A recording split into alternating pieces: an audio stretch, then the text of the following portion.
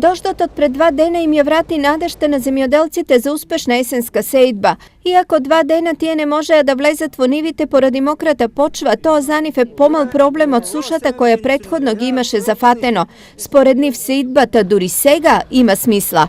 Чекаваме го овај дожд, нели нормално, нека беше суво. Ако се пред тоа ртливоста ќе беше помалку, 60-70%, сега е више 100%. Токму и поради ова овдешните земјоделци му се израдуваа на дождот кој не беше кој знае колку обилен, ама за нив повреден од злато. Не убав дожд, морски дожд, есенски.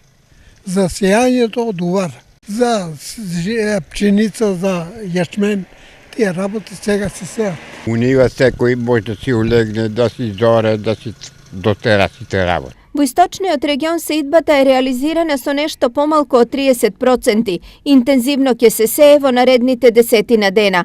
Но за земјоделците на насеаното напролет и да му се радуваат, експертите порачуваат.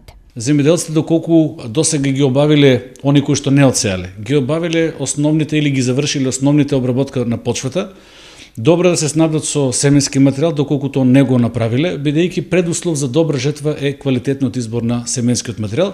Тука пред се мислам на категоријата на семе кој што ќе употребат и се разбира на сортата кој што ќе ја применат на соодветниот локалитет. Во источниот регион пченица и јачмен ќе се сеат на околу 15.000 хектари. Последната жетва за земјоделците беше одлична, но големиот род на нив им ја намали цената за килограм жито, па на крај тие повторно завршија со прстот во уста.